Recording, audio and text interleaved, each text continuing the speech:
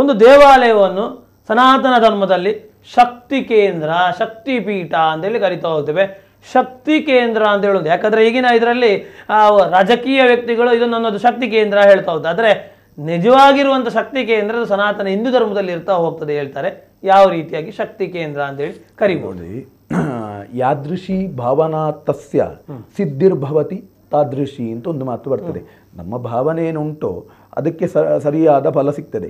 ಅವರವರ ಯೋಗ್ಯತೆಗೆ ಅನುಗುಣವಾಗಿ ಮಾತಾಡ್ತಾರೆ. ದೇವರು ಇದ್ದಾರೆ ಅನ್ನುವರು ದೇವರು ಇಲ್ಲ ಅನ್ನುವರನ್ನ ಪರಿಗಣಿಸುವುದೇ ಇಲ್ಲ. ಈಗ ಅಯೋಧ್ಯೆಗೆ ಬರುವ ಜನವನ್ನು ನೋಡಿದರೆ ನಮಗೆ ಗೊತ್ತಾಗ್ತದೆ, ಅಥವಾ ತಿರುಪತಿಗೆ ಹೋಗುವ ಜನವನ್ನು ನೋಡಿದರೆ ನಮಗೆ ಗೊತ್ತಾಗ್ತದೆ. ಅವರವರ ಭಾವನೆ ಆ ರೀತಿಯಾಗಿ ಉಂಟು. ಎಷ್ಟೋ ಜನಕ್ಕೆ ದೇವರು ಅಷ್ಟೆಲ್ಲ ರೀತಿಯಾದಂತಹ ಅನುಗ್ರಹವನ್ನು ಮಾಡಿದ್ದಾರೆ. ದೇವರಿಲ್ಲದೆ ನಾವು ಬದುಕಲಿಕ್ಕೆ ಸಾಧ್ಯವೇ ಇಲ್ಲ. ನಮ್ಮನ್ನು ಕಳಿಸಿದ್ದೇ ದೇವರು. ನಮಗೆ ಮತ್ತೊಂದು ನೆನಪು ಬೇಕು. ಈ ಸಂದರ್ಭದಲ್ಲಿ ನಾವು ಹೇಳಬೇಕು, ಜಗತ್ತಿನಲ್ಲಿ ದೇವರು ಕೊಟ್ಟಷ್ಟು ದೊಡ್ಡ ಗಿಫ್ಟ್ ಯಾರಿಗೂ ಕೊಡಲಿಕ್ಕೆ ಸಾಧ್ಯ ಇಲ್ಲ. ನಮಗೆ ಒಂದು ನನ್ನ ಅಪ್ಪನ ಮೇಲೆ ಅಥವಾ ಅಮ್ಮನ ಮೇಲೆ ಎಲ್ಲ ಕೆಲವೊಮ್ಮೆ ನಮ್ಮ ಸಾಂದರ್ಭಿಕವಾಗಿ ಪ್ರೀತಿ ಬರ್ತದೆ. ಹೇಗೆ ಅಮ್ಮ ನನಗೆ ಆ ವಸ್ತು ಕೊಟ್ಟಿದ್ದಾರೆ, ಅಥವಾ ನನಗೆ ಬೈಕ್ ತೆಗೆದುಕೊಟ್ಟಿದ್ದಾರೆ, ಅಥವಾ ಅಪ್ಪ ನನಗೆ ಆಸ್ತಿ ಮಾಡಿಟ್ಟಿದ್ದಾರೆ. ಇಷ್ಟೆಲ್ಲ ಕೊಟ್ಟಂತಹ ಅಪ್ಪ ಅಮ್ಮನ ಮೇಲೆ ಆ ವಸ್ತುವಿನ ಆಧಾರದಲ್ಲಿ ನಾವೆಲ್ಲ ಪ್ರೀತಿ ಮಾಡ್ತೇವೆ.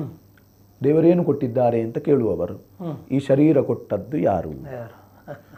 ಕೇವಲ ತಾಯಿಯ ಹೊಟ್ಟೆಯಿಂದ ಮಾತ್ರ ಬಂದಿದ್ದೇವೆ ಅಂತ ಹೇಳಬಹುದು. ಅಷ್ಟು ಬಂದ್ರೆ ಅದನ್ನು ಕಳಿಸಿದ್ಯಾರು? ಹೊಟ್ಟಿಗೆ ಕಳಿಸಿದ್ಯಾರು? ಅಲ್ಲಿ ಅಂಗದ ರಚನೆ ಮಾಡಿದ್ಯಾರು? ದೇವರು ಅನ್ನುವ ಶಕ್ತಿ ಈಗಲೂ ನಿಗೂಢ. ವಿಜ್ಞಾನಿಗಳಿಗೂ ಕೆಲವು ಪ್ರಶ್ನೆಗೆ ಉತ್ತರ ಇಲ್ಲ. ಇನ್ನೊಂದು ಸ್ಪಷ್ಟತೆ ಏನು ಕೇಳಿದ್ರೆ, ನಮ್ಮ ಹೊಟ್ಟೆಯಲ್ಲಿ ಗರ್ಭ ಅಂತ ಬೆಳೆಯುತ್ತದೆ. ಆ ಹೊಟ್ಟೆಯ ಗರ್ಭಕ್ಕೂ ನಮ್ಮಲ್ಲಿರುವಂತಹ ಜಠರದಲ್ಲಿರುವ ಅಗ್ನಿಗೂ ಎಷ್ಟು ಅಂತರ ಕೇಳಿದರೆ ನೂಲಿನಷ್ಟು ಅಂತರಂತೆ. ಎಲ್ಲಾ ವಸ್ತುವನ್ನು ಜೀರ್ಣಿಸುವ, ಎಲ್ಲ ಆಹಾರವನ್ನ ಜೀರ್ಣಿಸುವ ಆ ಅಗ್ನಿ ಆ ಗರ್ಭಕ್ಕೆ ಕಿಂಚಿತ್ತೂ ಘಾಸಿ ಮಾಡುವುದಿಲ್ಲ. ಇದು ವಿಜ್ಞಾನಿಗಳಿಗೂ ಆಶ್ಚರ್ಯ. ಹಾಗಾದ್ರೆ ಯಾರು ರಕ್ಷಣೆ ಮಾಡುವುದು? ಅದನ್ನೇ ಒಂದು ಕಡೆ ದಾಸರು ಹೇಳ್ತಾರೆ, ಆವನಾವನೋ ಕಾಯುವನು ಗರ್ಭದೊಳಗಿಪ್ಪ ಶಿಶುವ. ನಮ್ಮನ್ನ ಕಳಿಸಿದ್ದ ಅವಪ್ಪ. ಜಗತ್ತಿನಲ್ಲಿ ದೇವರು ಕೊಟ್ಟ ಗಿಫ್ಟ್ ಯಾವುದು ಕೇಳಿದ್ರೆ ಈ ಶರೀರ. ಅದು ನಮಗೆ ಕೊನೆಯ ತನಕನೂ ಅರ್ಥ ಆಗುವುದಿಲ್ಲ. ಹಾಗಾದ್ರೆ ದೇವರು ಕೊಟ್ಟಂತಹ ಈ ಗಿಫ್ಟ್ ದೇವರಿಗೆ ಸ್ವಲ್ಪ ಆದ್ರೂ ಅರ್ಪಣೆ ಆಗಬೇಕು. ಹರಿಯ ಕರುಣೆಯಲ್ಲಿ ಒದಗಿದ ಭಾಗ್ಯವ ಹರಿಗೆ ಸಮರ್ಪಣೆ ಮಾಡಿರೋ. ದೇವರು ಕೊಟ್ಟದ್ದನ್ನು ದೇವರಿಗೆ ಅರ್ಪಣೆ ಮಾಡಿದ್ರೆ ಮಾತ್ರ ನಾವೊಂದು ಪರಿಪೂರ್ಣ ಆಗ್ತೇವೆ. ಮತ್ತೆ ಶಕ್ತಿ ಕೇಂದ್ರ ಅನ್ನುವುದಕ್ಕೆ ಸ್ಪಷ್ಟತೆ ಏನು ಕೇಳಿದ್ರೆ, ಪ್ರಕೃತಿ ಇಡೀ ಭಗವಂತನದ್ದೇ, ನಮ್ದಲ್ಲ. ದೈವಾಧೀನಂ ಜಗತ್ಸರ್ವಂ. ಅದಕ್ಕಿಂತಲೂ ನಮಗೆ ಒಂದು ವಿಶೇಷವಾದ ವಿಚಾರ ಏನು ಕೇಳಿದರೆ, ಹಿಂದೂ ಧರ್ಮದ ಸನಾತನ ಧರ್ಮದ ದಿನಚರಿಯ ಆರಂಭ ಹೇಗಿರ್ತದೆ ಕೇಳಿದರೆ, ಹಿಂದೆ ಕಾಲದಲ್ಲೆಲ್ಲ ಇತ್ತದು. ಸಮುದ್ರ ವಸನೆ ದೇವಿ ಪರ್ವತ ಸ್ತನಮಂಡಲೆ ವಿಷ್ಣು ಪತ್ನಿ ನಮಸ್ತುಭ್ಯಂ ಪಾದಸ್ಪರ್ಶಂ ಕ್ಷಮಸ್ವಮೇ. ಅಂದರೆ ಆ ಎರಡನೇ ವಾಕ್ಯದಲ್ಲಿ ನಮಗೆ ಎಚ್ಚರ ಬರ್ತದೆ, ಈ ಭೂಮಿ ನಮ್ಮದಲ್ಲ. ವಿಷ್ಣು ಪತ್ನಿ, ಓ ವಿಷ್ಣು ಪತ್ನಿ, ಓ ಭಗವಂತನ ಹೆಂಡತಿ, ಓ ತಾಯಿ, ನಾನಿಡುವ ಹೆಜ್ಜೆಯನ್ನು ಕೂಡ ಕ್ಷಮಿಸಿ ಉದ್ಧರಿಸಮ್ಮ. ಅಂದರೆ ಇದು ಅಲ್ಲ ಅನ್ನೋದು ಎಚ್ಚರ. ಲಕ್ಷ್ಮಿಯ ವಿಶೇಷವಾದ ಅನುಸಂಧಾನವನ್ನ ಮಾಡ್ತಾರೆ. ಅಥವಾ ಇಡೀ ಭೂಮಿ ಭಗವಂತಂದು, ನಮ್ಮದಲ್ಲ. ಶಕ್ತಿ ಕೇಂದ್ರ ಅದಕ್ಕಿಂತಲೂ ಭಾರತ ಅನ್ನುವುದು ಶಕ್ತಿ ಕೇಂದ್ರವೇ.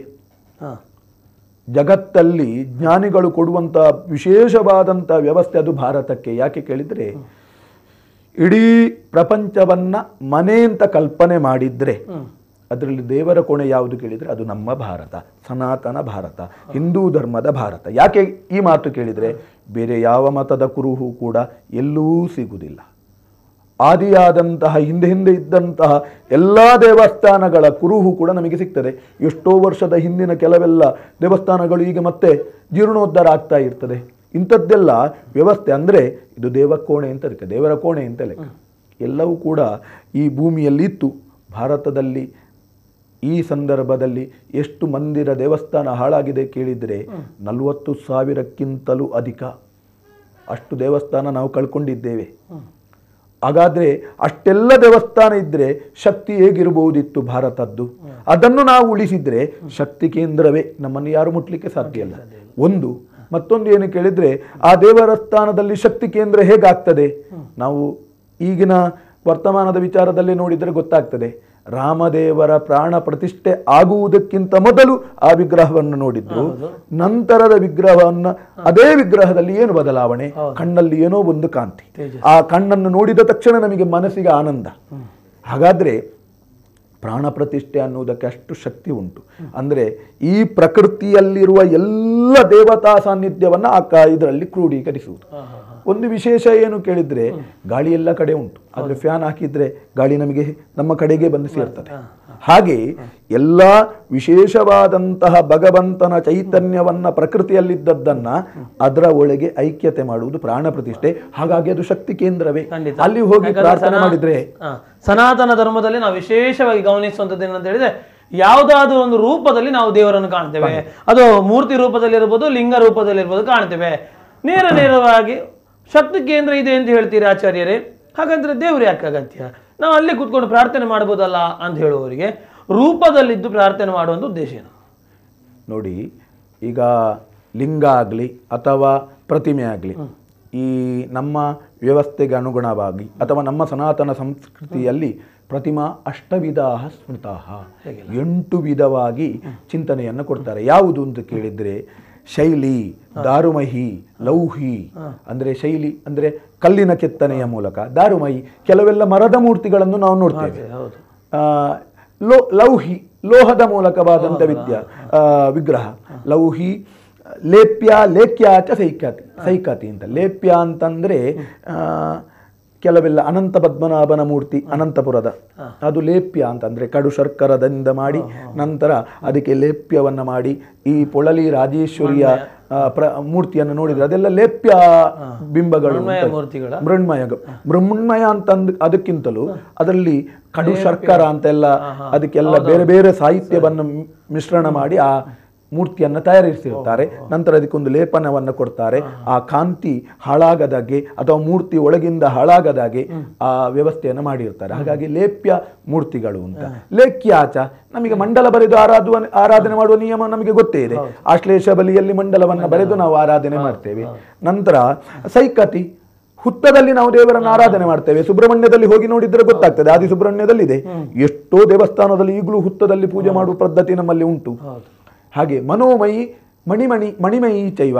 ಮಣಿಮಯಿ ಅಂತ ಹೇಳಿದ್ರೆ ಮನೆಗಳ ಮೂಲಕ ದೇವರ ಪೀಠವನ್ನು ಮಾಡಿ, ನಾವೀಗ ದೈವಗಳ ಸಾನ್ನಿಧ್ಯವನ್ನು ಖಾಲಿ ಪೀಠದಲ್ಲೂ ಆರಾಧನೆ ಮಾಡುವ ಕ್ರಮ ಉಂಟು. ಒಂದು ಮನೆ ಇದ್ರೆ ಅದು ದೈವದ್ದು, ಅದರಲ್ಲಿ ಏನು ಆಯುಧ ಇಲ್ಲ, ಅಲ್ಲಿ ಉಂಟು ಅನ್ನುವ ಕಲ್ಪನೆ. ಎಷ್ಟೋ ಜನಕ್ಕೆ ಫಲ ಸಿಗ್ತಾ ಉಂಟು. ಮನೋಮಯಿ, ಮನಸ್ಸಿನಲ್ಲೂ ಆರಾಧನೆ ಮಾಡುವ ಕ್ರಮ, ಅದು ನಮ್ಮಲ್ಲಿಲ್ಲ.